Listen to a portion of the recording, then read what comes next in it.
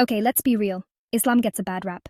Turn on the news, scroll through social media, and it's easy to see why. The constant barrage of negative headlines and sensational stories can be overwhelming. Terrorism, extremism, oppression.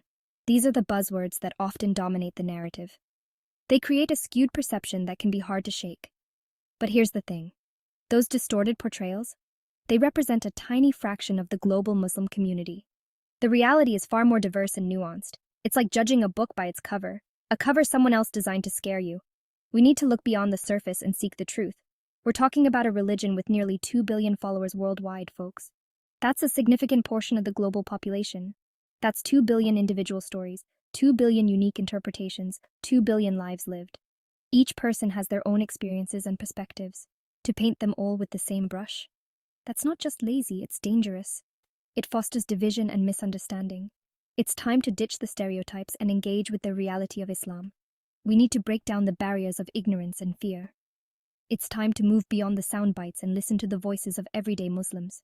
Their stories are rich and varied, offering a deeper understanding. It's time to understand, not to demonize. We must approach these conversations with empathy and an open mind. This isn't about sugarcoating or shying away from tough conversations. It's about addressing the issues head-on with honesty and integrity. This is about honestly confronting misinformation and reclaiming the narrative. We have the power to change the story. Are you ready? Let's go. Together we can build a more informed and compassionate world. First things first, let's decode the word Islam. It's a term that carries deep significance and profound meaning. It means submission in Arabic. But what does submission really entail? Submission, not to some tyrannical overlord, but to the will of God. It's a voluntary act of devotion and trust. Think of it as willingly surrendering to a higher purpose, a path to inner peace and spiritual growth. It's about finding a deeper connection with the divine. Now I know what you're thinking. Surrender? Sounds intense, man. But let's break it down further. But hold up. In the context of Islam, submission isn't about being passive or powerless. It's an active, conscious decision. It's about aligning your life with what you believe is right, about striving to be the best version of yourself. It's a journey of self-improvement and moral integrity. Imagine a musician surrendering to the rhythm, a painter lost in the flow of creation. They are not losing themselves. They are finding their true essence. That's the kind of submission we're talking about, a conscious choice to live in harmony with your beliefs. It's about embracing your true self. It's about finding strength in humility, peace in purpose. It's a beautiful, empowering way to live, grounded in faith and conviction. So what does this submission look like in practice? How do these principles manifest in the everyday lives of Muslims around the world? Enter the 5 pillars of Islam, the foundational practices that guide Muslims in their daily lives. These pillars serve as the core framework for a devout and fulfilling life. Think of them as the 5 pillars holding up the house of faith, each one essential to maintaining the structure's integrity and strength. 1. Declaration of faith, Shahada. Believing in one God, Allah, and accepting Muhammad as his messenger, peace be upon him. This is the cornerstone of a Muslim's belief system, a profound statement of faith that shapes their identity. 2. Prayer, Salah. Performing 5 daily prayers at specific times throughout the day. These prayers are a direct link between the worshipper and Allah, providing moments of reflection and spiritual connection. 3. Fasting, Psalm. Abstaining from food and drink from dawn till dusk during the month of Ramadan. This practice is not just about self-discipline, but also about empathy for the less fortunate and spiritual purification. 4. Charity, Zakat. Giving a portion of your wealth to those in need. This act of giving fosters a sense of community and ensures that wealth is distributed more equitably. 5. Pilgrimage, Hajj. Making a pilgrimage to Mecca, Saudi Arabia, once in a lifetime if physically and financially able. This journey is a profound act of worship and unity, bringing Muslims from all over the world together in a display of faith and devotion. These pillars aren't just rituals. They're a blueprint for living a meaningful and ethical life. They guide Muslims in their interactions with others and in their personal spiritual journeys. They're about connecting with God, with yourself, and with your community. Through these practices, Muslims find purpose, direction, and a sense of belonging in their faith. Now, let's address the elephant in the room, jihad. This word gets thrown around so much, it's lost all meaning. Newsflash, it doesn't mean holy war. The real meaning of jihad is far more nuanced. Jihad literally translates to struggle or striving.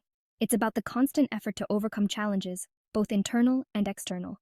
Yes, there's a military aspect to it, but only in self-defense, never in aggression.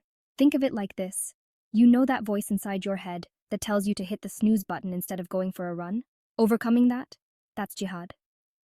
Speaking up against injustice, even when it's uncomfortable? That's jihad.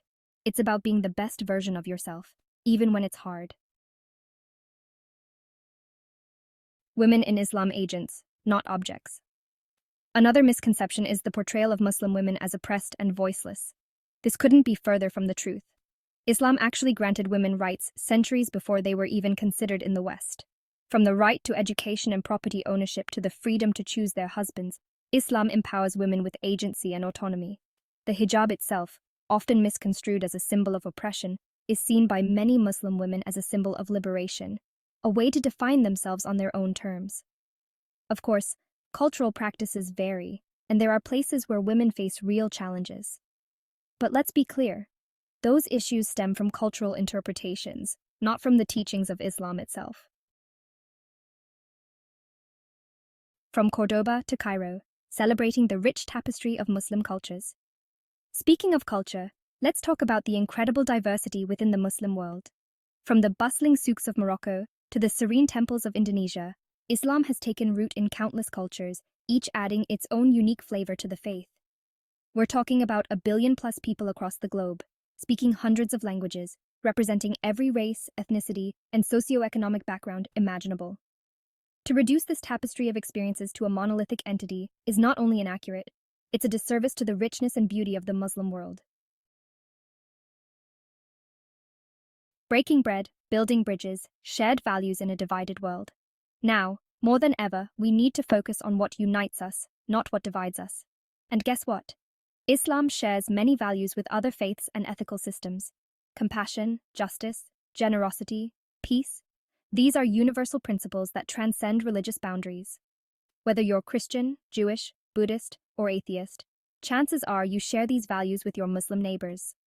So next time you're grabbing coffee with a Muslim colleague or chatting with a Muslim family at your kid's soccer game, remember that. Find the common ground, build bridges of understanding, and watch those misconceptions crumble. Challenging stereotypes. One conversation at a time. Look, I get it. Unlearning years of ingrained prejudice is tough. But here's the thing. Change starts with each of us. It starts with questioning stereotypes, seeking out diverse perspectives, and engaging in open and honest dialogue. Next time you come across a negative portrayal of Islam, don't just accept it at face value. Ask questions.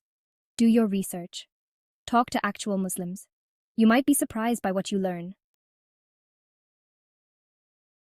The power of education unlearning prejudice. Education is key. And I'm not just talking about textbooks and classrooms, although those are important too.